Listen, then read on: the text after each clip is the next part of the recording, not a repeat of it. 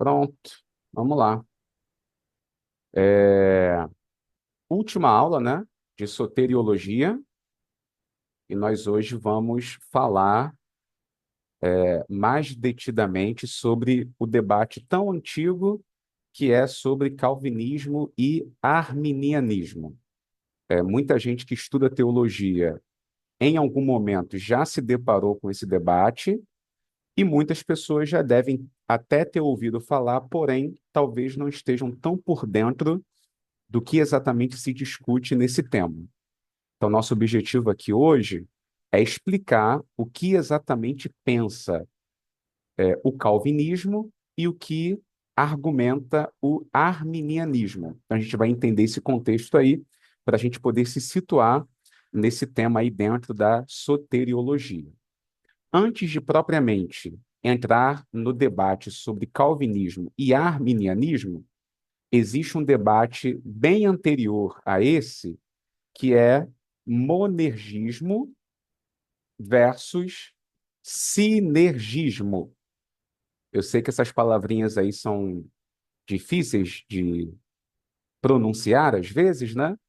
Mas o que exatamente significam monergismo e sinergismo? Vocês devem lembrar que lá na primeira aula a gente fez uma pesquisa, né? Um levantamento da história da soteriologia.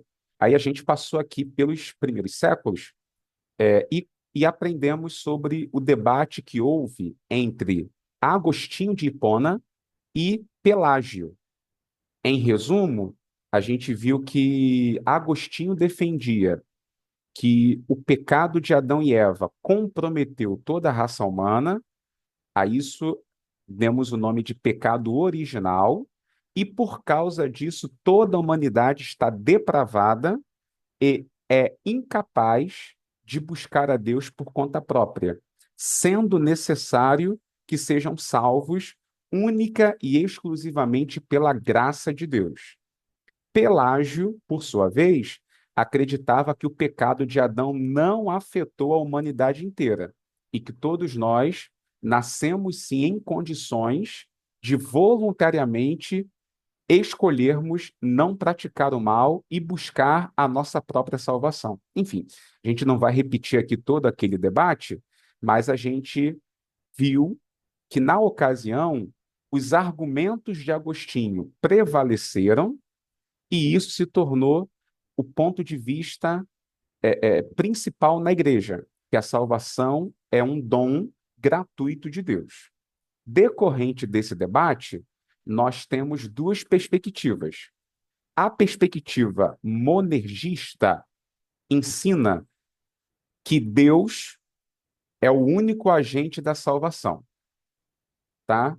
Deus é o único agente da salvação. Então, toda salvação humana é atuação exclusiva de Deus. Em outras palavras, o ser humano não faz absolutamente nada. O ser humano é totalmente passivo na sua própria salvação. Para a título assim de comparação, o ser humano é como se fosse alguém que está morrendo afogado, não sabe nadar, e a salvação é a obra do salva-vidas, que vai até esse ser humano e o tira lá do mar para poder mantê-lo em vida. Ou seja, o salva-vida faz todo o trabalho sozinho. A pessoa que está se afogando, ela é totalmente vulnerável e passiva. Então, esse ponto de vista aqui, que nós chamamos de monergismo, ensina isso. A salvação é uma obra exclusiva de Deus. Somente Deus trabalha na salvação do ser humano. O sinergismo, por outro lado, pensa diferente. Pensa que o homem coopera na própria salvação. Ou seja, no ponto de vista sinergista, o ser humano tem sim alguma coisa a fazer pela sua própria salvação. A salvação é pela graça de Deus, é fruto da ação principal de Deus, mas o ser humano precisa responder. ou precisa corresponder de alguma forma. E aí, dentro desse ponto de vista, cabe ao ser humano crer, cabe ao ser humano se arrepender de seus pecados, seria uma ação humana. Ou seja, o homem, de alguma forma, coopera com a própria salvação. Esse debate, gente, é o que impera em toda a história da igreja, desde aquele debate de Agostinho com Pelágio até os dias atuais. Ainda hoje nós temos os monergistas e os sinergistas. Dentro desse debate é que existe um debate menor que é relacionado a Calvino e Armínio, né? João Calvino seria o maior representante do ponto de vista monergista, enquanto Armínio seria um defensor do ponto de vista sinergista. Beleza? Então, é mais ou menos esse cenário aí que nós temos. Então, vamos lá para a questão de João Calvino. Deixa eu voltar aqui rapidinho. O que acontece? João Calvino, ele, junto com Martinho Lutero e outros reformadores, cooperou na reforma protestante. João Calvino tinha muitos pensamentos semelhantes aos de Lutero. Por exemplo, ó, deixa eu colocar aqui alguns pensamentos de Calvino para vocês. Aqui, ó. Semelhanças com Lutero. O que que ele pensava em acordo com Lutero? Ele pensava a questão da justificação pela fé. Nós somos justificados somente pela fé. João Calvino concordava com isso. A supremacia da Escritura. João Calvino também concordava com isso. A Escritura é a nossa única regra de fé e prática. O sacerdócio de todos os crentes. João Calvino também concordava com isso, ou seja, não existe mais a figura do sacerdote como se o padre ou o pastor, como os católicos pensam, né? O padre seria o sacerdote da igreja. Para os protestantes, não. Todo crente é um sacerdote. Esses são os pontos de vista que Calvino tinha em comum com Lutero.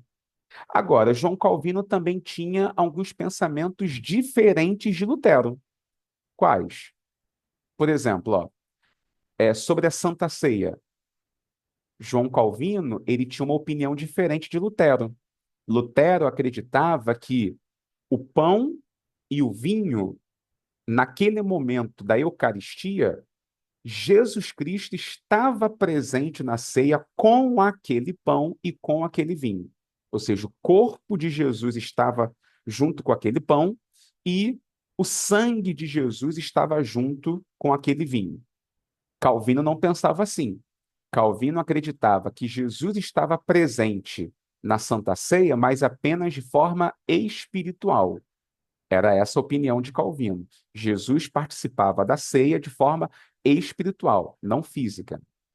Outra diferença de Lutero para João Calvino é que Calvino ele defendia um governo da igreja presbiteriano.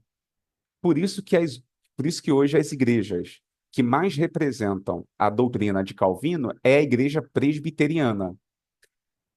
Ele defendia que a igreja deveria ser liderada de acordo com o sistema presbiteriano. O que é o sistema presbiteriano? A igreja governada por um concílio, por um conjunto de obreiros, presbíteros, pastores, que em conjunto tomam as decisões pela igreja. Esse é o sistema de governo presbiteriano. A igreja luterana não. A igreja luterana já tem um sistema episcopal, que é o mesmo sistema que impera, por exemplo, nas Assembleias de Deus, né? Nas igrejas neopentecostais, que é aquele sistema em que nós temos um presidente que manda em tudo na igreja. A palavra final é a dele. Então, igrejas episcopais, elas têm um líder e esse líder governa a igreja. Toda a igreja deve obediência a esse líder. Enquanto as igrejas presbiterianas, elas, o que usam o sistema republicano de governo, um sistema representativo, essas igrejas elas são governadas por um conjunto de presbíteros, nunca por uma pessoa só. Outra diferença de Calvino para Lutero é que Lutero ele buscava apoio político, ele se aliou aos príncipes da Alemanha para promover a reforma. João Calvino já acreditava que a igreja deveria estar acima do governo. Por isso que ele defendia uma espécie quase de teocracia. Ou seja, a igreja deveria influenciar o governo para que o governo secular legislasse de acordo com as premissas do evangelho. Então, essas são as semelhanças e as diferenças de João Calvino. Agora, João Calvino teve como sua principal bandeira, né, pelo menos a bandeira que o deixou famoso, a doutrina da predestinação. E o que ensina essa doutrina da predestinação? Que Deus, já que a salvação é pela graça e somente pela graça, Deus ele já predestinou quem vai para o céu e quem não vai. Ou seja, Deus já definiu o destino pela sua soberania. Essa era uma ênfase de João Calvino. Deus é soberano. Se ele é soberano, ele é quem determina quem vai para o céu e quem não vai, quem vai ser salvo e quem não vai. E isso de maneira arbitrária, soberana. Deus escolheu já quem será salvo e quem não será. Bom, deixa eu colocar aqui para vocês, para a gente ganhar tempo com isso. Eu coloquei aí já alguns apontamentos, né? Para vocês irem acompanhando. Ó, vou deixar aqui uma outra característica. Ele enfatizava, foi o que eu acabei de explicar, ele enfatizava a soberania divina, enfatizava a soberania divina, e depois que ele morreu, os próprios seguidores de Calvino tiveram as suas divisões, né? A principal divisão dentro do calvinismo é essa aqui, ó. Se preparem que o nomezinho é bem difícil, tá? Infralapici, infralapsarianismo, infralapsarianismo versus supralapsarianismo. Qual a diferença desses dois pontos de vista com essas palavrinhas aí tão difíceis? O infralapsarianismo acreditava que Deus sim, Deus ele escolheu quem vai para o céu e quem não vai. Só que isso aconteceu depois da queda de Adão. Então, para os infralapsarianos, é o nomezinho que a gente pode dar para esse grupo, Adão e Eva tinham livre-arbítrio, só que eles usaram o livre-arbítrio e pecaram, e depois que pecaram, Deus então decidiu salvar parte da humanidade. Não todo ser humano, mas parte da humanidade. E aí foi por essa parte da humanidade que Deus entregou seu filho para morrer na cruz. A gente vai falar melhor sobre isso daqui a pouquinho. Já o outro grupo, os supralapsarianistas ou supralapsarianos, eles acreditavam que até o pecado de Adão e Eva foi determinado por Deus. Ou seja, Deus determinou, não foi livre-arbítrio, não. Foi Deus quem teria feito Adão e Eva pecarem, comendo o fruto proibido, e a partir daí, Deus teria feito plano de salvação, entregando o seu filho para morrer na cruz por algumas pessoas que ele escolheu salvar, tá? Esse debate entre infralapsarianos e supralapsarianos, ele existe até hoje. Mas por que eu estou explicando sobre esse debate? Porque esse debate aqui é do século XVII, tá? É do século XVII. João Calvino é do século XVI. Então, o debate que houve no século XVII foi entre calvinistas que discordavam entre si. Entre esses calvinistas havia um holandês chamado Jacó Armínio. Jacó Armínio, ele seria do grupo dos infralapsarianos. Ele era um calvinista e ele se envolveu em alguns debates para defender o calvinismo. Só que depois que ele entrou em alguns debates, ele acabou sendo convencido de que o calvinismo estava equivocado. E é aí que ele elaborou algumas ideias que se tornaram o que nós chamamos hoje de doutrina arminiana ou arminianismo.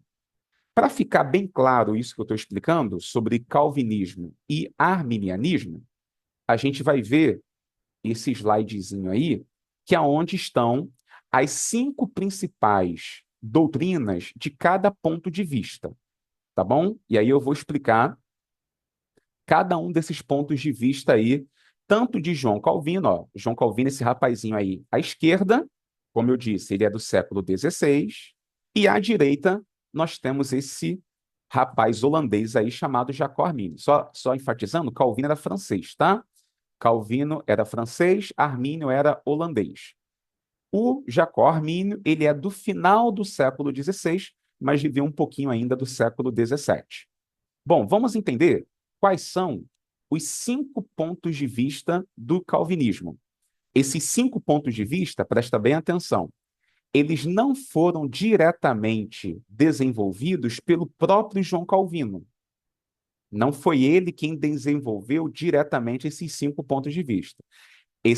Essas 5 crenças, esses 5 princípios, eles foram desenvolvidos no século XVII, justamente quando os calvinistas estavam em debate contra os arminianos. Esses 5 pontos de vista, eles foram definidos no Sínodo de Dort.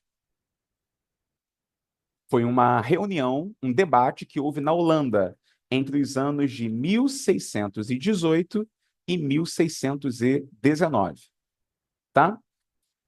Aí, decorrente desse debate, é que os calvinistas resumiram as doutrinas de João Calvino nesses 5 pontos principais. Ainda que hoje se discuta se João Calvino ele concordaria com esses 5. Muita gente acredita até que não, ou seja, talvez o próprio João Calvino não fosse tão calvinista como os calvinistas de hoje. Mas, enfim, esse é um outro assunto. Vamos entender aqui os 5 pontos de vista do calvinismo. Primeiro ponto de vista, depravação total. O que isso quer dizer? De acordo com os calvinistas, o homem está totalmente corrompido pelo pecado, sendo incapaz de buscar a Deus sem a sua graça. Então, o pecado corrompeu de tal forma que não há bem algum na gente. Quais os versículos que eles mais usam para defender isso? Primeiro, Romanos capítulo 3, versículo 10. Diz assim, ó, como está escrito, não há justo nenhum sequer, não há quem entenda, não há quem busque a Deus. Todos se extraviaram, juntamente se fizeram inúteis. Não há quem faça o bem, não há nenhum só. Outro versículo, Efésios 2, versículo 1. Ele vos vivificou, estando vós mortos nos vossos delitos e pecados. Então, para os calvinistas, o pecado de Adão corrompeu tanto a humanidade que não sobrou nenhum bem no ser humano. E por conta disso, o ser humano é incapaz de, por conta própria, buscar a Deus. Esse é o primeiro ponto do calvinismo. Segundo ponto do calvinismo, eleição incondicional. Deus escolheu, antes da fundação do mundo, aqueles que seriam salvos sem depender de mérito humano. Ou seja, por sua soberania, Deus resolveu escolher um grupo de pessoas para ir para o céu, para serem salvas. Geralmente as pessoas podem questionar o seguinte: Yuri, será que isso não foi injusto?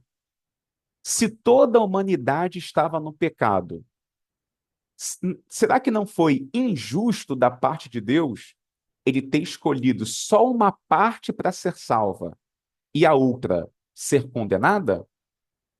Os calvinistas, eles respondem a esse questionamento dizendo o seguinte: Deus não foi injusto, porque, na verdade, toda a humanidade já iria para o inferno, porque toda a humanidade estava condenada pelos seus próprios pecados.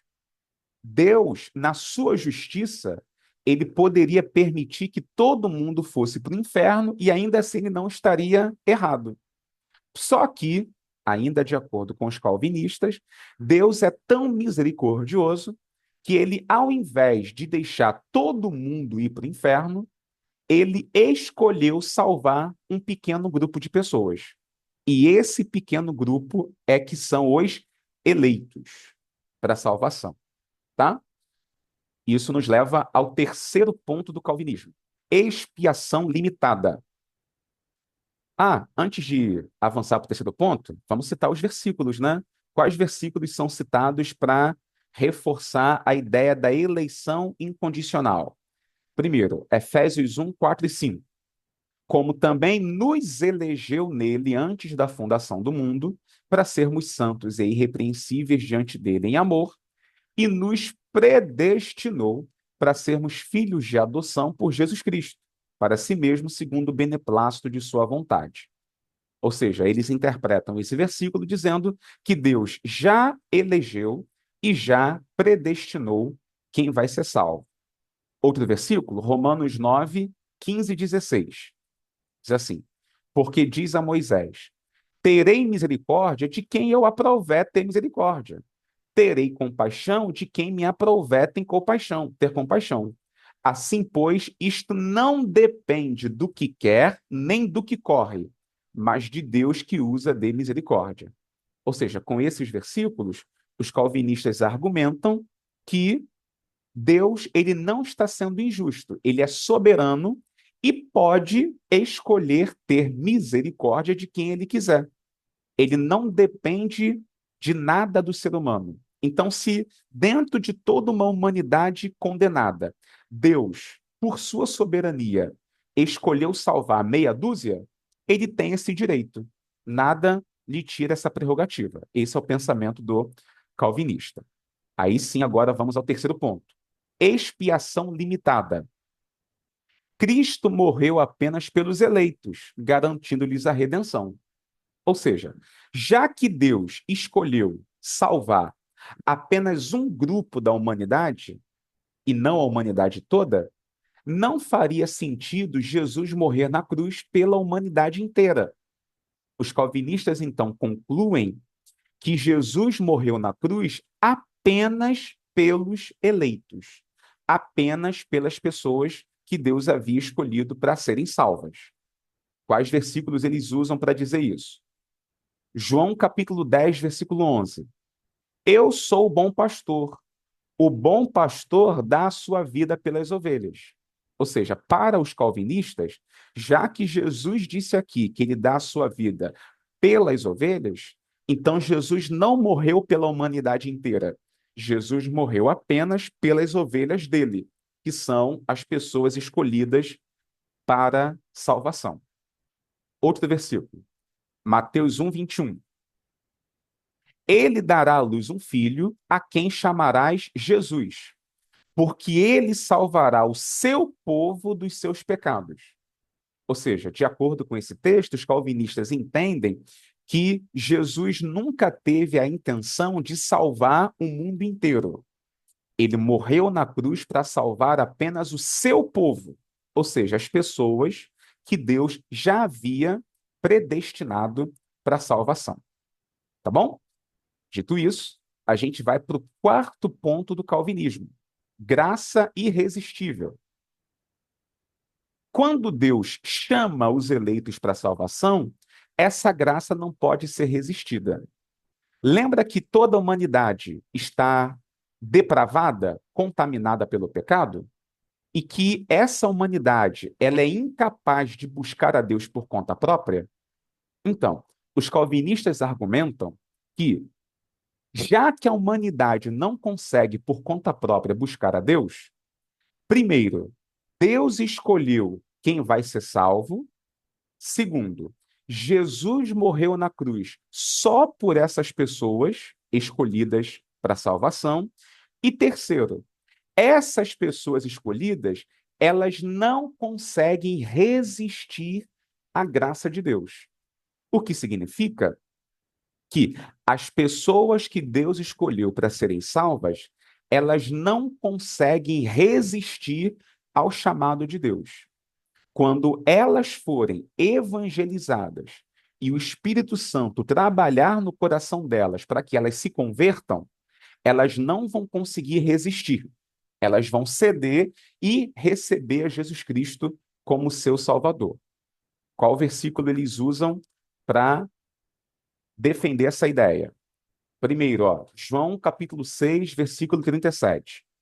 Todo que o Pai me dá, virá a mim, e o que vem a mim, de maneira nenhuma o lançarei fora. Os calvinistas entendem que as pessoas que o Pai escolheu para salvar, essas pessoas virão até Jesus, mais cedo ou mais tarde. Nenhuma delas vai conseguir resistir ao chamado da graça de Deus. Quando chegar a hora de elas serem salvas, o Espírito Santo vai até elas para convencê-las, para regenerá-las, para santificá-las. E quando o Espírito Santo fizer isso, a pessoa não vai conseguir resistir e vai acabar se convertendo. Outro versículo que eles usam é esse texto aí, ó. Atos 16, versículo 14. Certa mulher chamada Lídia, vendedora de púrpura da cidade de Tiatira, e que temia a Deus, nos escutava. E o Senhor lhe abriu o coração para atender às coisas que Paulo dizia. Os calvinistas explicam que, como nesse texto a Bíblia fala que foi Deus que abriu o coração daquela mulher chamada Lídia, é isso que Deus faz com toda pessoa que ele escolheu para salvar. Ele abre o coração. Ou seja, não tem essa de a pessoa usar o livre-arbítrio e aceitar ou não a Jesus Cristo. Eles não, o calvinista entende que não existe essa coisa de aceitar Jesus. Não existe essa coisa da pessoa abrir o coração para Deus. Quem abre o coração é o próprio Deus. Ou seja, é Deus quem invade o coração dessa pessoa e faz ela acreditar na pregação do evangelho, alcançando assim a salvação. Então, esse é o quarto ponto aí do calvinismo, que é a graça irresistível. Por fim, os calvinistas têm a ideia da perseverança dos santos. O que é essa doutrina? Os eleitos permanecerão na fé e não perderão a salvação. Aí vem a famosa frase que os calvinistas defendem: uma vez salvo, salvo para sempre. Ou seja, eles entendem que aquelas pessoas que Deus escolheu para serem salvas, os eleitos, pelas quais Jesus morreu na cruz, e as quais não resistirão à graça, né, que vai alcançá-las, essas pessoas, depois que elas se convertem, elas nunca mais se desviam, elas nunca mais se afastam, elas não vão correr o risco de perder a salvação. Porque uma vez que elas forem salvas, e salva que é regenerado, santificado, justificado, liberto, transformado, ou seja, depois que a pessoa é objeto de toda a salvação que Deus opera, essa pessoa não tem como mais voltar atrás. Essa pessoa não abandona mais a fé. Essa pessoa ela vai perseverar até o fim para alcançar a salvação. Qual os versículos, ou quais os versículos que os calvinistas usam. Primeiro, ó, João 10, 28. E lhes dou a vida eterna, jamais perecerão, e ninguém as arrebatará da minha mão. Meu Pai que mais deu é maior do que todos, e ninguém pode arrebatá-las da mão de meu Pai. Ou seja, no ponto de vista calvinista, as pessoas que são as ovelhas de Cristo, que são eleitas para serem salvas, elas nunca vão perecer e nunca vão sair das mãos do Pai. Então, elas nunca vão se desviar. Ah, Yuri, conheço uma pessoa que foi crente e depois se desviou e hoje está lá no mundão. Para o calvinista, essa pessoa nunca foi salva. Ela nunca teve o seu nome no livro da vida. Ela nunca teve uma verdadeira comunhão com Deus. Para o calvinista, as pessoas que realmente têm a salvação, elas nunca se desviam, elas nunca se afastam, elas perseveram até o fim, porque uma vez salva, salva para sempre. Tá bom? Esses são os pontos de vista de João Calvino, do calvinismo. Para que vocês se familiarizem, quais são os teólogos que mais conhecidos, né, que defendem essas ideias? Nós temos, por exemplo, ó, esses aqui que eu posso dar de exemplo a vocês, ó. Jonathan Edwards, John Piper, Tim Keller, olha o brasileiro, ó, Augusto Nicodemos, poderia acrescentar aqui Hernandes Dias Lopes, Charles Spurgeon, George Whitefield, enfim, esses são teólogos famosos que são calvinistas, tá bom? Isso aí é o calvinismo. Bem, vamos agora para o outro lado da força, né? Falamos aí de João Calvino, então agora vamos analisar a sua contraparte, que é Jacó Arminio. Como eu já disse, Arminio, ele era calvinista, só que após alguns debates, Arminio se convenceu que alguns pontos do calvinismo estavam equivocados. E é aí que as ideias dele foram mais tarde também organizadas em 5 pontos. Vamos ver aí quais são os 5 pontos arminianos. Primeiro, graça preveniente. O homem é pecador, mas recebe de Deus uma graça que o capacita a responder à oferta de salvação. Esse primeiro tópico aqui arminiano é uma resposta àquele tópico calvinista da depravação total. Lembra que para o calvinismo, o ser humano ele está totalmente depravado e não consegue buscar a Deus por conta própria.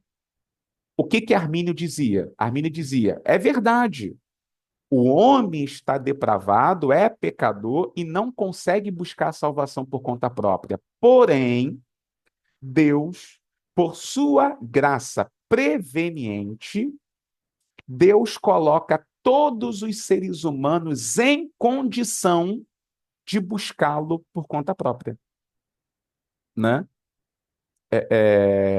Ou seja, é como se fosse assim.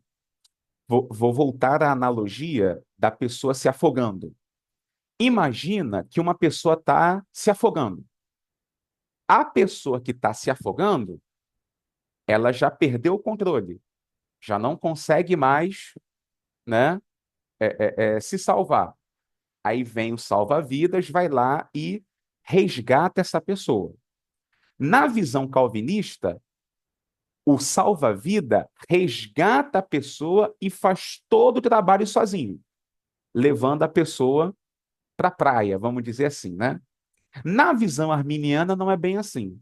Na visão arminiana, o salva-vidas ele vai, resgata a pessoa e coloca numa condição em que a pessoa ela pode nadar sozinha, pode mergulhar sozinha e voltar para a praia.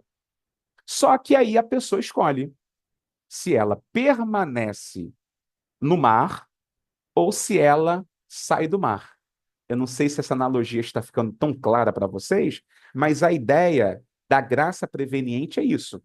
Toda a humanidade está depravada pelo pecado. Mas a graça de Deus faz com que todo ser humano seja capaz de usar o livre-arbítrio e escolher ser salvo ou não. Aí, a partir desse ponto, cabe à pessoa tomar a decisão se ela quer ser salva ou não. Quais os versículos que os arminianos usam? Olha aqui um exemplo, ó. João capítulo 12, versículo 32.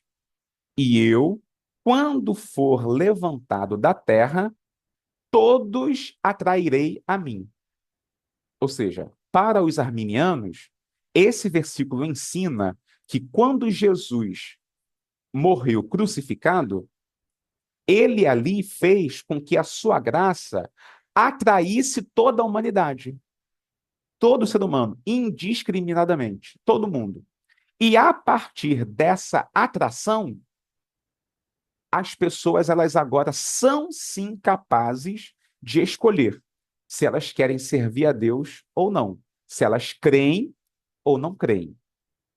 Outro versículo que os arminianos usam, Atos 17:30. Mas Deus, não levando em conta os tempos da ignorância, manda agora que todos os homens em todo lugar se arrependam. Os arminianos assim explicam que, já que Deus não leva em conta o tempo da ignorância e ordena a todo ser humano que se arrependa, isto significa então que Deus ele dá para todo ser humano a oportunidade de escolher ser salvo ou não. Então, isto é graça preveniente. É uma graça que deu a toda a humanidade a condição de escolher Deus ou não escolher, tá? Segundo ponto arminiano, eleição condicional. Lembra que para João Calvino, Deus escolheu as pessoas que vão para o céu, arbitrariamente, né? Ele escolheu fulano, cicrano para serem salvas e o restante ele deixou ou ele deixa ir para o inferno. Na visão arminiana, existe sim a eleição, mas a eleição é condicional. Ou seja, Deus escolhe para a salvação aqueles que ele prevê que crerão. Ou seja, qual é a grande diferença aqui entre o calvinismo e o arminianismo? Para João Calvino, Deus escolhe pela sua soberania. Deixa eu colocar aqui, ó. No calvinismo, Deus escolhe por sua soberania. No arminianismo, Deus escolhe por sua presciência. Qual a diferença aqui? No calvinismo, Deus escolheu quem ele quer salvar, porque ele pode escolher e pronto. Ele é soberano, ele é Deus, não deve satisfação a ninguém. Então, se ele quis salvar Joãozinho e não quis salvar Mariazinha, ele está no direito dele. Na visão arminiana, não. Na visão arminiana, existe sim a escolha para a salvação, mas a escolha é baseada na presciência. O que isso significa? Deus ele não sabe o futuro? Deus não sabe todo mundo que vai crer e quem não vai crer? Deus não sabe quais pessoas vão ouvir o evangelho e se arrepender, e aquelas que vão ouvir e não se arrepender? Então, já que Deus sabe de tudo de antemão, ele já escolheu sim quem vai ser salvo e quem não vai, mas essa escolha foi por sua presciência. Ou seja, sabendo, vou voltar ao exemplo do Joãozinho com a Mariazinha, sabendo que Joãozinho ia ouvir o evangelho e iria crer, Deus escolheu Joãozinho para ir para o céu. Da mesma forma, sabendo que a Mariazinha ouviria o evangelho e não creria, Deus não escolheu a Mariazinha para ir para o céu. Ou seja, a escolha de Deus, então, dependeu da sua presciência. Quais versículos que os arminianos usam? 1 Pedro 1, versículo 2. eleitos segundo a presciência de Deus Pai. Ou seja, Deus é presciente, ele sabe tudo de antemão. Outro versículo, Romanos 8, 29.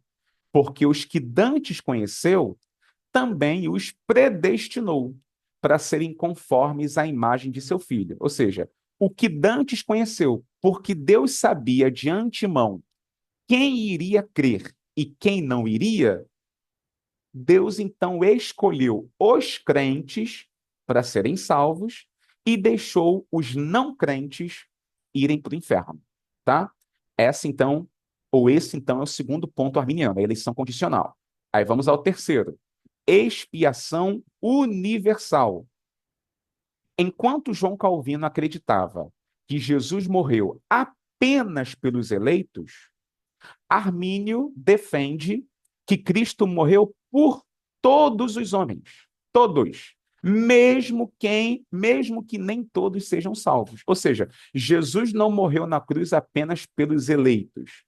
Jesus morreu na cruz pela humanidade inteira. Jesus morreu na cruz pela humanidade inteira. Então, tanto as pessoas salvas quanto as não salvas, Jesus morreu por todas elas. Quais versículos endossam isso? 1 João, capítulo 2, versículo 2. E ele é a propiciação pelos nossos pecados, e não somente pelos nossos, mas também pelos de todo mundo. Ou seja, para os arminianos, Jesus não morreu só pelos pecados dos crentes. Jesus morreu pelos pecados do mundo inteiro. Outro versículo. 2 Pedro 3,9.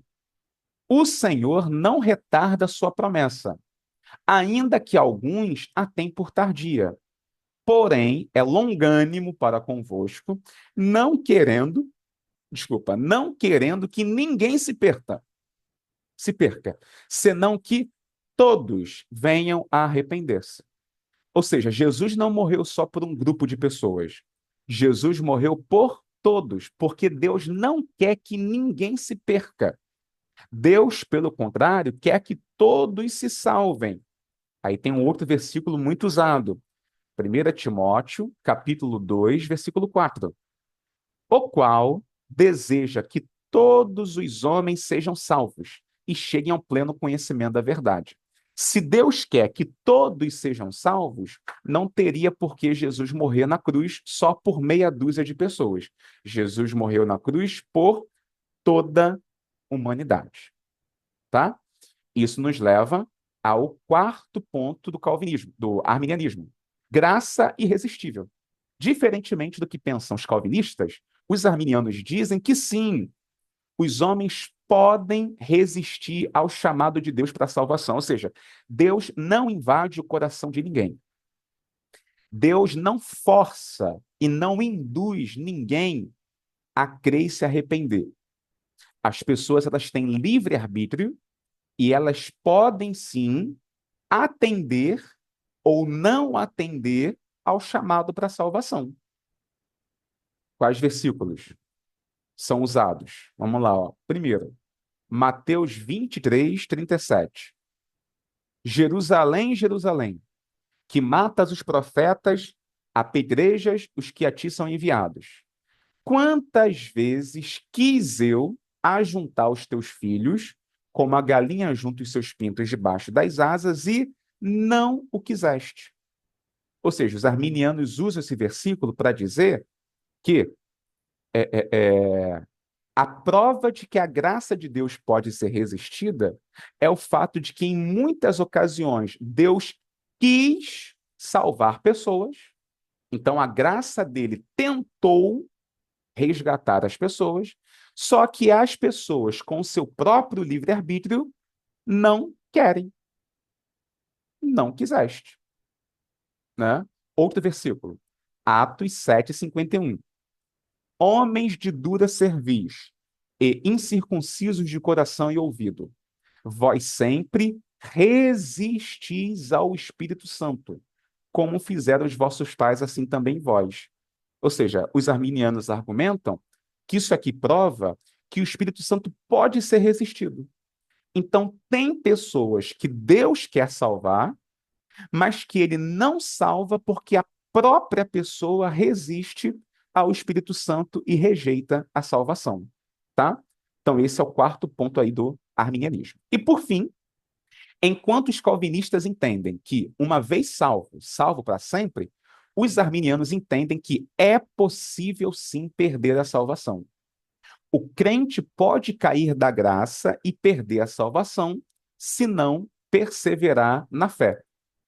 Vamos ver aí alguns versículos, ó. Primeiro, Hebreus, capítulo 6, versículo 4. Porque é impossível que os que uma vez foram iluminados e provaram o dom celestial e se fizeram participantes do Espírito Santo, provaram a boa palavra de Deus, os poderes do mundo vindouro, e depois caíram, sejam outra vez renovados para arrependimento.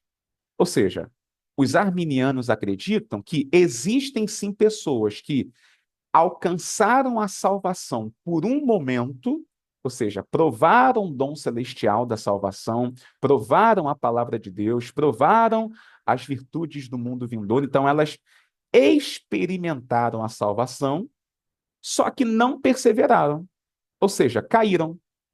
Por conta disso, a pessoa ela pode sim perder a salvação. Outro versículo usado, 2 Pedro, capítulo 2, versículo 20. Porquanto, se depois de ter escapado das corrupções do mundo, pelo pleno conhecimento do Senhor e Salvador Jesus Cristo, ficam de novo envolvidos nelas e vencidos, tornou-se-lhes o último estado pior do que o primeiro.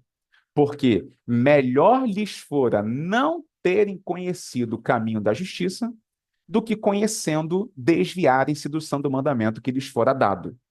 Ou seja, os arminianos argumentam que existem sim pessoas que experimentam a salvação conhecendo o caminho da justiça, mas que não perseveram e acabam se desviando. E aí as pessoas que não perseveram e se desviam, elas acabam perdendo a salvação. Entre os arminianos, assim como eu citei calvinistas famosos, entre os arminianos mais famosos estão John Wesley, que é o fundador da Igreja Metodista, e os teólogos que nós também conhecemos, como Roger Olson, que é um teólogo bem famoso, e os teólogos pentecostais, assembleanos, né? Os, as igrejas pentecostais, em geral, elas são arminianas. Então, elas entendem, sim, que a salvação, ela também depende de uma cooperação humana. Essa cooperação é o homem responder à salvação, ao evangelho. Bom, como vocês viram, gente, ambos os pontos de vista usam a Bíblia, tá? Então, tanto o calvinismo quanto o arminianismo se baseiam na Bíblia, usam versículos bíblicos, e como vocês estão percebendo aí, esse debate é bastante antigo. Remonta aos séculos 16 e 17. O que significa dizer, então, que nós temos aí, ó, século 17, 18, 19, 20 e 21. Há 5 séculos, esse debate predomina aí no meio protestante, e até hoje existem pessoas que volta e meia reacendem essa polêmica. Como vocês viram, cada ponto de vista cita versículos. E, evidentemente, para cada versículo citado, existe mais de uma interpretação, né? Então, todos os versículos que eu citei aqui, defendidos pelos calvinistas, os arminianos interpretam aqueles versículos de outra maneira. Da mesma forma, todos os versículos que eu citei aqui do arminianismo, os calvinistas interpretam de uma outra forma. E assim, o debate perdura, né? Sabe-se lá por mais quanto tempo. Por fim, o que eu posso dizer a vocês é que esse debate ele não chega a uma conclusão, não chega a a uma, a um resultado que seja realmente útil. Porque, independentemente das diferenças entre os dois pontos de vista, eles também concordam que a salvação é pela fé, que só Jesus Cristo salva, e que para ser salva a pessoa tem que crer e se arrepender. E que cabe a nós pregar o evangelho pelo mundo inteiro. Tanto calvinistas quanto os arminianos concordam com isso. A salvação é pela graça, a salvação é pela fé, a pessoa salva tem que se arrepender de seus pecados, o evangelho tem que ser pregado no mundo inteiro. Quem se converte não vive uma vida de pecado. Tudo isso aqui que eu acabei de falar, calvinistas e arminianos concordam. Por isso que esse debate aí desses pontos de vista, eles acabam sendo inúteis, porque no final das contas não vai mudar aquilo que é preponderante, aquilo que de fato é relevante. E o que que é relevante? Que a salvação é pela graça de Deus, é pela fé, é mediante arrependimento de pecados, que só Jesus Cristo salva, que nós devemos continuar pregando o evangelho ao mundo inteiro. Então, decorrente disso, esses pontos de vista acabam não tendo tanta relevância. Eles acabam sendo problemáticos quando são mal interpretados. Por exemplo, quando um calvinista diz assim: Ah, eu sou eleito para salvação, então eu posso pecar à vontade. Bom, se ele pensa assim, ele está equivocado, porque não é isso que pensa o calvinismo. Os calvinistas, de verdade, acreditam que quem é eleito não vive na prática do pecado. Se um arminiano disser assim, eu sou salvo pelas minhas obras, eu sou salvo porque eu quis, porque eu escolhi, pela minha própria vontade. Se ele disser isso, ele também está equivocado, porque os arminianos de verdade sabem que a salvação é mérito exclusivo de Deus, fruto da sua infinita graça, bondade e misericórdia. Nós não temos mérito algum por aceitar um presente que Deus nos dá de graça. Na salvação não há mérito humano. A salvação é infinitamente pela graça. Beleza? Bom, espero que essa exposição tenha ajudado vocês a compreender aí esse tema que é tão complexo. E aí agora eu abro a oportunidade para vocês. Quem deseja aí participar com dúvidas, comentários, perguntas, fique à vontade que a hora é agora.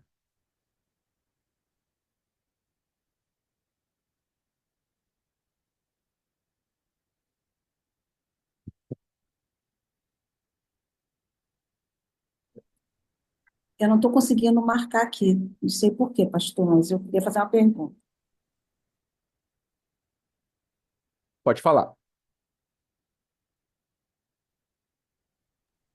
É rapidinho. É assim, só uma dúvida que ficou com relação à eleição incondicional, né, dos calvinistas, com relação à eleição condicional dos arminianos. Por exemplo, o senhor deu a referência daquela de Efésios, que desde a fundação, Deus já nos escolheu, né? Aí você Sim. fica pensando, as coisas ficam meio. Tudo, aí entra a presciência, para mim, entra a presciência de Deus. Eu penso, e foi antes da fundação, Deus falou assim: eu vou criar essa galera vai pecar, essa galera, esse grupo aqui talvez aceite. Agora, Né? ele com a carregador para cima. Só um Oi? minutinho, pode voltar, que alguém interrompeu aqui. É assim, então assim, quando fala essa parte aí desse Efésios 1, a coisa complica, porque parece que estava tudo assim. Hoje eu estou orando por uma pessoa que está nas drogas, por exemplo. Eu não sei se ele é um dos escolhidos, se não é escolhido, eu estou orando por ele. Aí vai vir uma pessoa com aquele pensamento assim: já aconteceu isso. Não adianta que você já está orando, essa pessoa não vai ser salva. Assim, como não vai ser salva, gente? Até a hora da morte ele pode se arrepender. Eu vou orar e vou buscar por ele até Deus falar que não, realmente não deu jeito. Morreu e não aceitou Jesus. Eu vou orar por ele. Então fica uma situação meio chata para a gente, né, pastor? Eu acho. Meio Bom, complicado, porque eu não, não tem assim, essa. vai Não tem, ficar chato e complicado se a gente ficar tentando fazer o papel de Deus. Não é nosso papel dizer quem vai para o céu ou quem não vai. Não é nosso papel dizer quem é salvo ou quem não é. Ninguém tem uma cópia do livro da vida em casa para consultar e dizer, ah, fulano vai, fulano não vai. Isso não nos cabe. Isso cabe exclusivamente a Deus. O que que nos sim. cabe? Orar. Então você está certo, a gente tem que orar mesmo. Vamos orar, vamos. O que cabe a nós, o que Jesus Cristo deixou para nossa responsabilidade é evangelizar, interceder, ajudar, estender a mão, apoiar, discipular, ensinar e etc. Esse é o nosso trabalho. Não é nosso trabalho colocar um selinho na cabeça de cada um dizendo: esse aqui é salvo, esse aqui não é. Esse tipo de julgamento, quem faz é Deus. Cabe a ele fazer. O que cabe a nós é, fazer o que está ao nosso alcance, que é pregar o evangelho e ajudar a quem precisa. Nós, nessa jornada, a gente pode interceder, orar e tentar ajudar uma pessoa que não vai ser salva. Mas e daí? A gente fez a nossa parte. Quando a gente faz a nossa parte em prol de uma pessoa que não vai ser salva, nem por isso a gente está fazendo algo de errado. Pelo contrário, a gente está fazendo a nossa parte e Deus vai nos recompensar por isso. Então, por exemplo, se a minha missão é pregar o evangelho, se eu pregar o evangelho para uma pessoa que não será salva, essa pessoa não vai ser salva. Mas eu fiz a minha parte. E porque eu fiz a minha parte, Deus tem uma recompensa para mim. Ou seja, a recompensa destinada àqueles que obedecem ao chamado que Deus lhe dá. Então, se você cumpre seu chamado, é isso que importa. Não cabe a nós, em momento algum, tentar adivinhar, desvendar, descobrir quem é e quem não é. Isso não nos compete. Agora, aquela parte, quando você vai lá em Mateus 10, Deus envia os discípulos, aí fala o seguinte: e são para as ovelhinhas de Israel. Você acabou de falar de ovelhinha aí do Senhor que já estavam predestinadas, né? Então, ele encaminha aqueles discípulos para as ovelhinhas de Israel. E se elas não ouvissem a palavra, não recebessem ele, eles simplesmente sacudiriam os pés e viessem embora. E que não haveria para aquele povo, não haveria para aquele povo muita tolerância, né? Até dar exemplo de Sodoma e Gomorra, né? Então, assim, é como se tivesse um tempo X pré-determinado para você aceitar, você parar ou não de pregar a palavra para certas pessoas. Não sei. Não sei se é isso que esse texto leva a gente a pensar.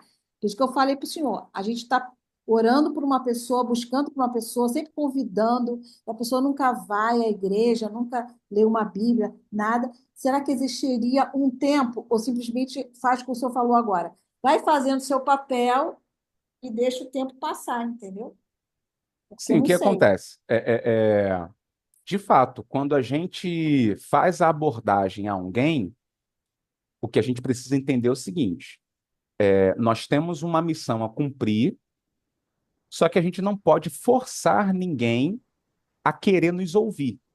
É esse o ponto aqui desse texto de Mateus capítulo 10. Que Jesus está Isso. dizendo é que os apóstolos deveriam percorrer as cidades de Israel para pregar a palavra. Só que haveria alguns lugares em que eles não seriam bem recebidos, as pessoas não iam aceitar a mensagem deles e iria rejeitá-los. O que que eles fariam caso isso acontecesse? Era para eles continuarem lá brigando, discutindo, saindo no tapa, correndo o risco de ser preso? Não. Quando isso acontecesse, o que Jesus recomenda é, já que eles não querem ouvir, olha o versículo aqui, ó, versículo 14. Se ninguém vos receber, nem ouvir as vossas palavras, saindo daquela casa ou daquela cidade, sacudi o pó dos vossos pés. Ou seja, segue adiante. Existem outras pessoas que precisam também ouvir. Aqui, Jesus não está recriminando a insistência.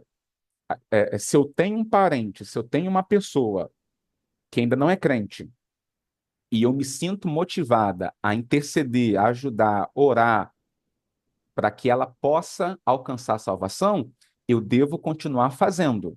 Toda oportunidade que eu tiver de falar de Jesus para ela, de convidá-la para a igreja e tudo mais, eu devo fazer. Quando é que eu devo parar?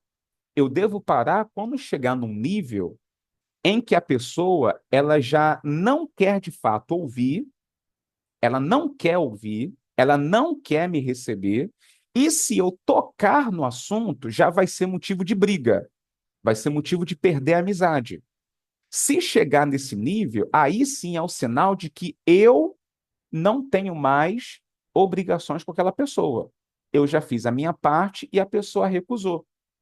Então, o que eu tenho que fazer? Eu tenho que me dedicar agora a outras pessoas, porque tem outras pessoas que precisam ouvir o evangelho da minha boca. Talvez aquela pessoa que eu tentei por tanto tempo e ela não quer mais me ouvir, não significa que ela não seja uma pessoa salva. Talvez o que vai acontecer com ela é que ela vai ouvir o evangelho da boca de outra pessoa, não mais da sua, né? Não vai mais ouvir de você. Talvez é um parente seu que você está tentando, tentando, tentando e não consegue. Até que chegar uma hora que o parente fala assim: olha, você não vai vir mais na minha casa se você falar de Jesus. Eu não olho mais na sua cara se você quiser me evangelizar. Se chegou nesse nível, acabou o assunto, acabou o papo. A pessoa já rejeitou, pronto, e acabou. Então, da minha boca, ele não vai mais ouvir. Agora, isto não significa que Deus não possa enviar uma outra pessoa com uma abordagem diferente para poder falar do evangelho para aquela alma. Aí é com Deus. Por isso que a gente tem que distinguir o que é papel de Deus e o que é nosso papel. Tá ótimo, pastor. Obrigada. Beleza. Mais alguém, gente? Mancélia? Posso falar, pastor? Está me ouvindo? Sim. Então, pastor, meu marido tem um filho já é de 50 e poucos anos. Ele já é batizado, mas ele vive nas drogas. Aí o que acontece? Ele fica sempre internado em casa de recuperação evangélica. Quando ele já está já dizendo que já está pregando, já quer pregar, quer fazer um monte de coisa, ele foge. Aí vai para as drogas de novo. Então, a gente continua orando, tanto eu, meu marido, a irmã dele também. A gente ora, entendeu? Mas eu já vejo, tá, pastor, que ele está brincando com Deus, sabe? Porque ele vai e volta, vai e volta. Semana passada, ele se internou de novo. A pastora tem a maior paciência, mas é pastora, tem a maior paciência com ele, conversa e faz todas as doutrinas que tem lá dentro da casa de recuperação. Ontem já fugiu, entendeu? Aí eu pergunto ao senhor, a gente continua orando, sim, tá? Mas aí, e a salvação dele? Como é que fica?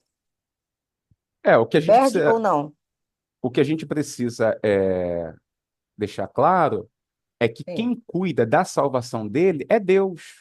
A sim. salvação desse jovem não é trabalho nosso, é trabalho de Deus. O nosso Uhum, trabalho é ajudar quando puder, uhum, pregar, interceder. Esse é o nosso trabalho. Agora, se esse jovem ele vai de fato em algum momento se converter ou não, isso só quem sabe é Deus. sim. Então, esse futuro a gente entrega nas mãos de Em Deus. nome de O que a Deus, gente sim. não pode é achar que cabe a nós dar o veredito e pensar assim, não, quer saber? Eu acho que esse camarada aí não vai para o céu, não vai ser salvo, então desisto dele, não vou fazer mais nada por ele. Não, a gente não pode chegar nesse ponto. Quantos Verdade. testemunhos, não sei vocês, mas eu conheço alguns. Quantos testemunhos que eu conheço de pessoas que passaram muito e muito tempo, né, desviado, afastado, não queria nada com Deus, não queria nada com igreja, e tinha alguém lá na família tentando, orando, intercedendo, pregando. Depois de muito tempo, essa pessoa acabou se convertendo e hoje virou um testemunho de dizer assim: olha, a minha mãe nunca desistiu de mim. Eu passei anos e anos aprontando, aprontando, aprontando, aprontando, mas a minha mãe orava, intercedia e finalmente alcancei a salvação. Quantas pessoas não alcançam a salvação, de fato, nos últimos minutos de vida? Talvez a sua oração não vá conseguir fazer com que ele se converta e tenha uma vida cristã. Mas talvez a nossa oração faça com que, quando ele estiver nos últimos minutos de vida, ele receba ainda uma última oportunidade. E a gente não sabe o que pode acontecer. Por exemplo, você citou a questão de ele se envolver com drogas, e a gente sabe muito bem como é que é a vida de pessoas que se envolvem nisso, que se metem com isso. Sim. Uhum. Talvez a nossa oração não vá conseguir fazer esse jovem se converter, ir para a igreja e se tornar um missionário. Porém, quem sabe, no momento que ele estiver aí já perto de perder a vida, que Deus o guarde disso, mas vai que ele se mete numa furada, numa situação aí problemática, em que ele esteja perto de perder a vida, e por causa das nossas orações, Deus envia alguém para socorrê-lo e nos últimos minutos falar de Jesus ali para ele e ele finalmente se arrepender. A gente não sabe, gente. Como a gente Uhum. não sabe, nós não podemos ser presunçosos, prepotentes. A gente não pode achar que nós temos o dever ou temos a capacidade de dar um veredito na salvação das pessoas e dizer: não, esse Uhum. aqui Deus vai salvar, esse aqui Deus não quer salvar, não. Não cabe a nós fazer isso. Isso cabe Uhum. somente a Deus. O que cabe a nós é fazer a nossa parte. O que Deus não mandou a gente, Deus não mandou a gente interceder, evangelizar, pregar e etc., é a nossa parte. Chegar naquele grande dia, o que não vai faltar é obras que foram feitas em prol daquela pessoa, para Deus poder colocar isso como argumento, vamos dizer assim, né? Para falar aqui, ó, Uhum. olha quanto tempo a tua madrasta orou por você, olha quantas pessoas tentaram te ajudar e você não quis ser ajudado. Então, você vai para o inferno justamente. Ou seja, Deus, a gente também não sabe o que Deus está permitindo que aconteça justamente para contribuir para naquele grande dia ele fazer um julgamento justo. Então, como essas coisas não estão no nosso domínio de conhecimento, a gente faz a nossa parte: orar e pregar, orar e pregar. Quando possível, estender a mão e ajudar. Quando não é possível, entregar aos cuidados de Deus. Essa é a nossa parte. Perfeito, pastor. Só que assim, ele, no caso, a gente, tanto eu como o pai ora muito por ele, e tudo. Ele já livrou, Deus já livrou de muitas coisas, que ele só, assim, só entra em furada, pastor, sabe? E às vezes, quando a irmã dele liga, aí, ai meu Deus do céu, alguma coisa com o Sandro. Tá entendendo? Porque ele só entra em furada. Ele rouba, ele faz um monte de coisa, sabe, pastor? E um homem de Sim. 50 e poucos anos, sabe? Então, eu e o Antônio, a gente fica assim, a gente bota o joelho no chão, a gente intercede por ele. Sim, nós não vamos desistir dele, entendeu? Mas é isso tudo que o senhor falou realmente. É ele e Deus, e Deus e ele, Sim, e entendeu? assim, nada impede que se mude o teor da oração também. Porque quando a gente fala que a gente tem que orar por essas pessoas, não é só de orar, Deus guarda, Deus livra de todo mal, Deus abençoa. Uhum. Não.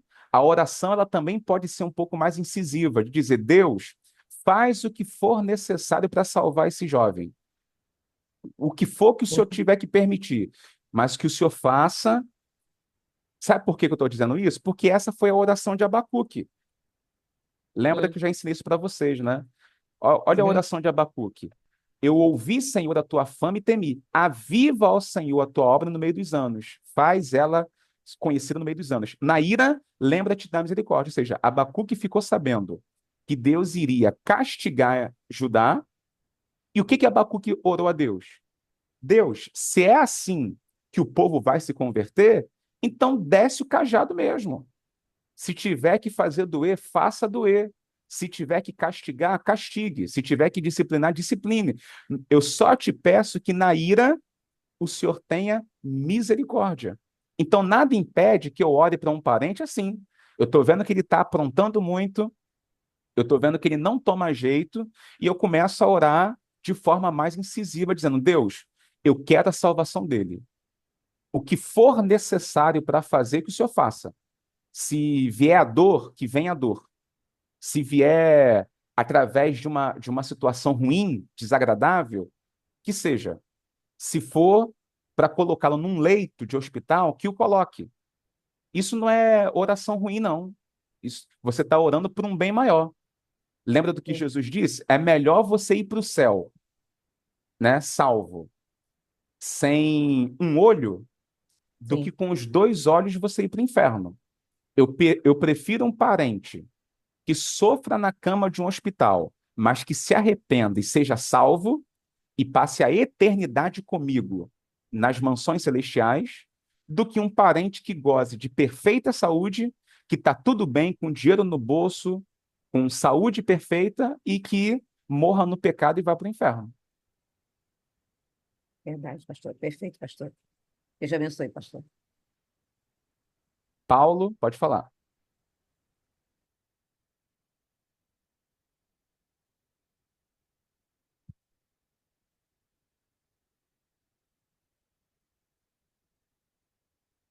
Ainda não estou te ouvindo.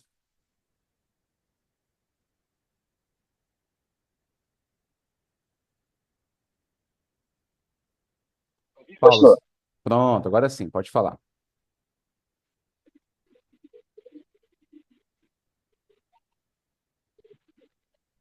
Paulo,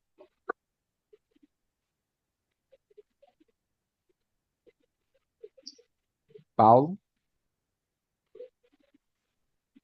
Bom, Paulo está mudo ainda. Vamos. O Orlando também levantou a mão. Vamos ouvir o Orlando. Enquanto isso, Paulo ajusta lá o áudio dele. Pode falar, Orlando. Pronto. Boa tarde, gente, paz do Senhor. É,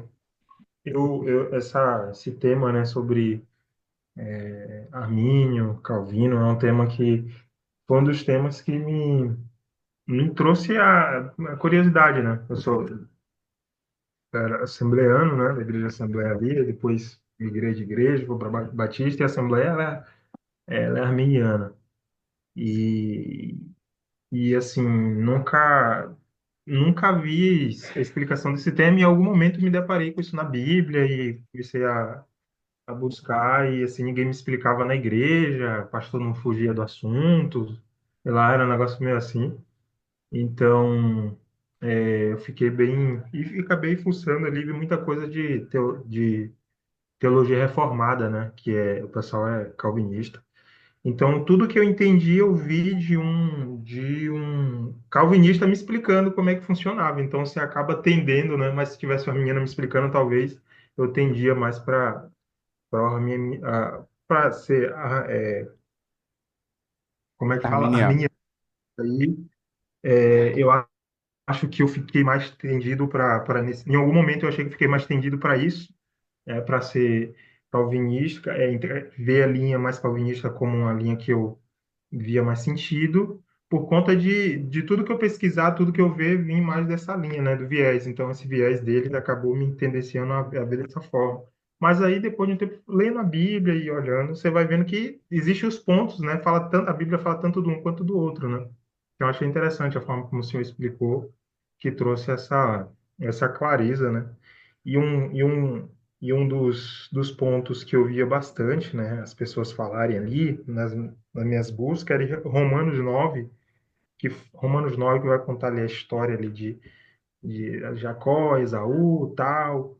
E, e eu queria que o senhor me explicasse como é que o senhor olha esse texto, né, que fala ali, né, Deus escolhe, ele vai falando ali, na partir do, deixa eu ver,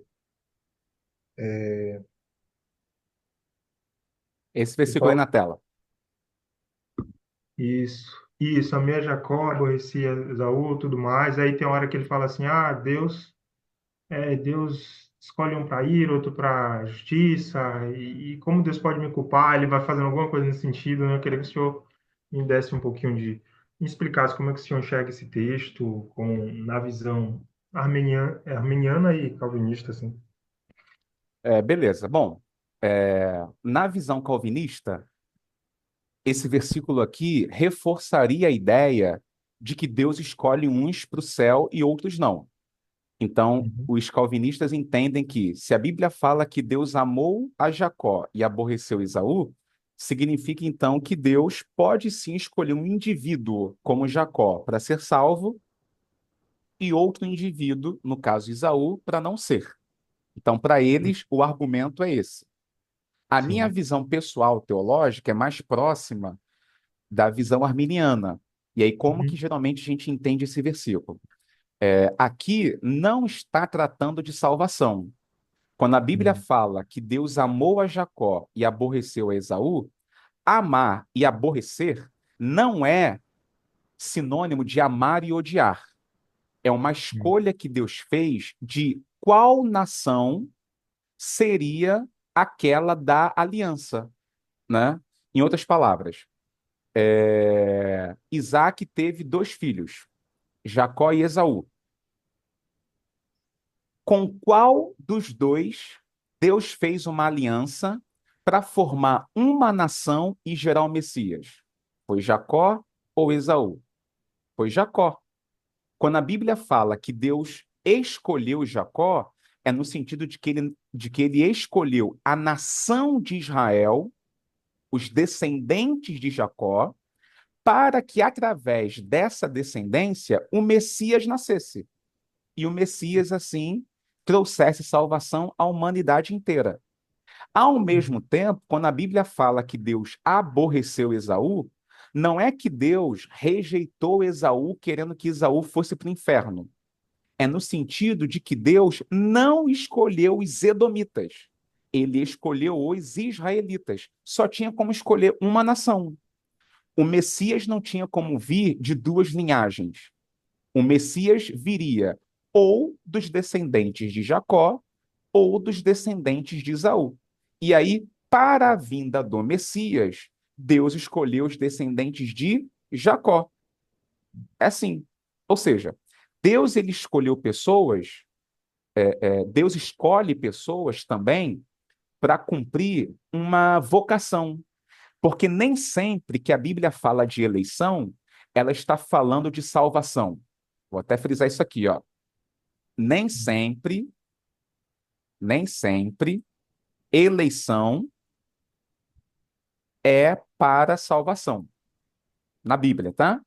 Às vezes, eleição também pode ser para o ministério, não para salvação, para o ministério. Vou dar aqui uhum, alguns exemplos.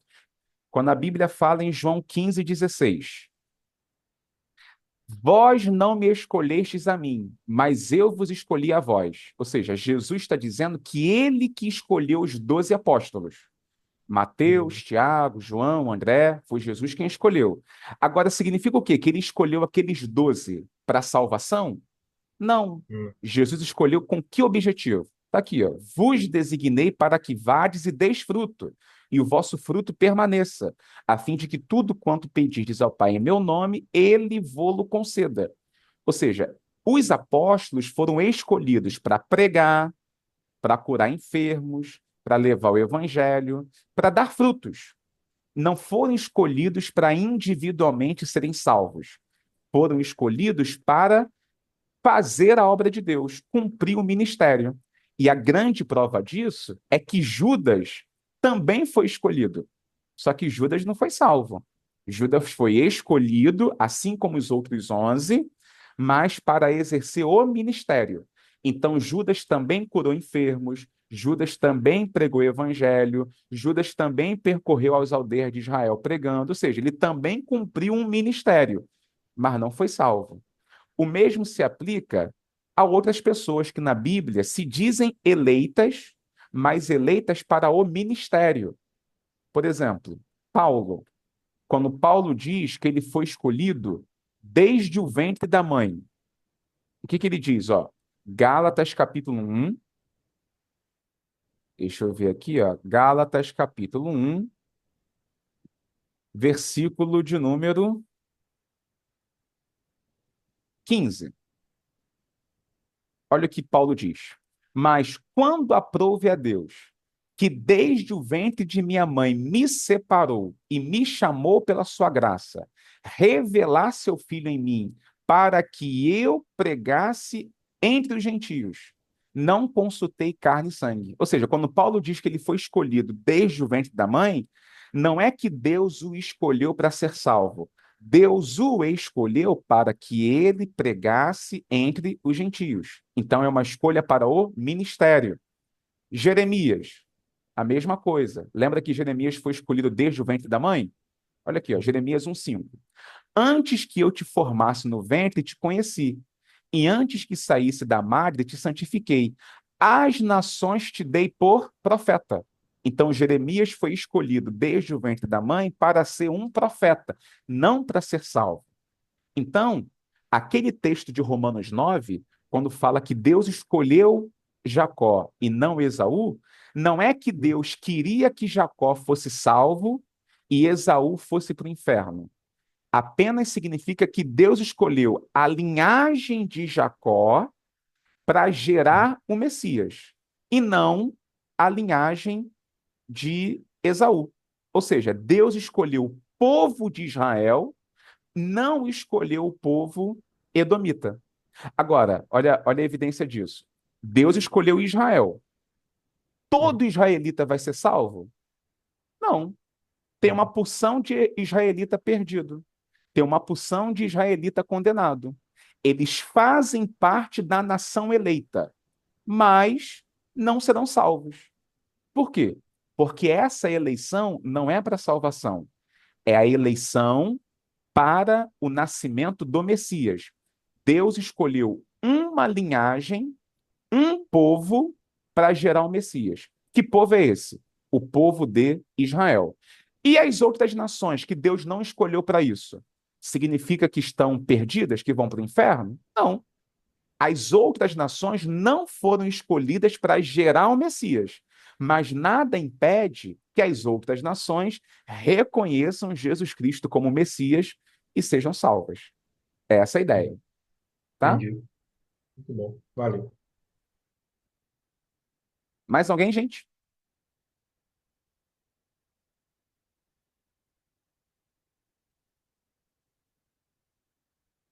Se não há, vamos encerrar por aqui então. Mais uma matéria aí concluída, soteriologia. Semana que vem. Opa, Maria Raquel levantou a mão. Diga, Raquel.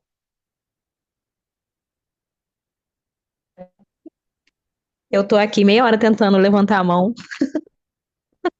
Faz parte. e não consegui. Mas as comparações, né? Não sei se é porque eu fui nascida e criada na Assembleia de Deus, para mim fica tão mais fácil entender arminianismo, né? Do que o calvinismo. Para mim é tão, quando eles dizem que existe, né, eleitos, algumas pessoas específicas para ser salvo, me parece meio excluindo a galerinha, né? Como se fosse todo mundo, como se fosse tipo assim, só a cocada, né, preta aqui selecionada para ser salvo. O resto não vai estar, não. E também eu acho que, como eu tenho essa criação no arminianismo, né, desde sempre, sempre acreditei que Jesus veio para todos, para salvar a todos. Eu fico muito impressionada como as pessoas podem ter uma tendência calvinista. Eu não consigo até um pouco aceitar, né, a palavra, né? Um pouco a aceitação, tipo assim, caramba, mas poxa, Jesus veio, Deus entregou seu filho para morrer pela humanidade e mesmo assim, você acha realmente que Deus iria ter os seus filhos favoritos? Pois é. E a pergunta que não quer calar, Deus tem seus filhos favoritos? Bom, curioso, né? Porque a Bíblia fala que Deus não faz acepção de pessoas. Isso é muito claro. Deus não faz acepção de pessoas. Deus, ele é amor. Gente, assim, quem nasceu em contexto assembleano, pentecostal e ou neopentecostal, naturalmente tem uma inclinação arminiana. Metodista também é a mesma coisa. tem uma inclinação arminiana. Quem nasce em contexto presbiteriano já tem uma inclinação calvinista. Batista, congregacional, são igrejas meio divididas. Existem muitos batistas calvinistas, assim como muitos batistas arminianos. Eu, particularmente, também compartilho desse contexto arminiano. E, para mim, em particular, eu não vejo muito sentido no calvinismo. Não vejo muito sentido. Não acho que Deus agiria dessa forma. Eu acho que Deus é amor. Existem perguntas que se faz para um calvinista que o calvinista nunca consegue responder. Ele sempre sai dizendo, porque Deus quis, pronto, e acabou. Perguntas chaves do tipo, se Deus podia escolher alguns para ser salvo, por que ele não escolheu todo mundo? Uma pergunta, por que Deus não escolheu todo mundo? Por que ele só escolheu uma parte? Aí os calvinistas sempre têm aquelas respostas, porque Deus quis, pronto, acabou. Deus é soberano, ele quis assim, é do jeito dele, pronto, e acabou. Não faz sentido essa resposta para mim, porque eu creio que Deus ele tem um sentimento particular por cada indivíduo. Deus não faz acepção de pessoas, Deus ama a todos, indiscriminadamente, né? A gente pergunta assim para o calvinista, mas a Bíblia não fala que Deus amou o mundo de tal maneira que deu seu Filho unigênito, que a graça de Deus traz salvação a todos, que Deus quer que todos se salvem? Os calvinistas, eles sempre respondem que quando a Bíblia fala sobre Deus amar o mundo ou querer salvar a todos, não significa todos os indivíduos, significa todo tipo de pessoa. Então, na visão calvinista, quando, por exemplo, a Bíblia fala Deus amou o mundo de tal maneira, significa que Deus amou a raça humana, não os indivíduos. João, Maria e André. Não, Deus amou a raça humana e dessa raça humana Deus escolheu preservar alguns indivíduos. Esse é o pensamento calvinista. Quando a Bíblia fala que a graça de Deus traz salvação a todos, ou que Deus quer que todos se salvem, os calvinistas explicam que isto não significa que Deus quer salvar cada indivíduo, fulano, beltrano e cicrano. Significa, sim, que Deus quer salvar todo tipo de pessoa, negro, branco, rico, pobre. Então, os eleitos estão em todo tipo de classe social, né? Rico, pobre, grande, pequeno, famoso, anônimo, negro, branco, ou seja, em toda classe social, toda raça, existem pessoas que foram escolhidas para a salvação. Essas respostas, a mim, não satisfazem. Eu creio que Deus ele ama a todos indiscriminadamente, e para mim não faz sentido que Deus tenha arbitrariamente determinado que uns sejam salvos e outros não. Eu acredito sim que existe um papel de responsabilidade do ser humano. Isto não significa que o ser humano tem algum mérito, né? Porque esse é o principal contra-argumento do calvinista. Eles dizem que se eu posso aceitar ou não o que Deus me dá, isso então me dá um mérito. Eu mereço, eu me torno merecedor porque aceitei. Não, eu não vejo dessa forma. Eu não, eu não sou merecedor de um presente que alguém me deu de graça, mas eu posso escolher receber ou não. Se você quiser me dar um presente e falar assim, olha, Yuri, comprei isso aqui para você. Eu quero que você receba isso aqui de graça. Você não precisa me dar nada, eu estou te dando. Você está me dando de graça. Agora, eu posso te responder, eu recebo esse presente, ou eu posso dizer, não, eu não quero esse presente para mim. Eu creio que a salvação ela tem um pouco disso. A salvação é uma oferta gratuita para toda a humanidade. Os seres humanos que aceitam a salvação, que recebem a Cristo, não têm mérito nenhum nisso. A salvação continua sendo de graça, né? Mas eu acredito sim que essa oferta está aberta a todos os indivíduos, mas que Deus coloca as pessoas em condição de escolher se elas querem receber ou não querem receber. Caso contrário, todos nós somos marionetes, todos nós somos ventrílocos. A gente não tem agência sobre nada. Tudo quem faz por nós é Deus. Inclusive, essa é a melhor forma de você encerrar um debate com um calvinista. Se você é arminiano e um calvinista vem debater com você, você fala para ele que você foi eleito e predestinado a ser arminiano. Pronto. Já que eles acreditam na predestinação, você diz que foi predestinado a ser arminiano. Se você foi predestinado a ser arminiano, quem é que vai poder te contrariar?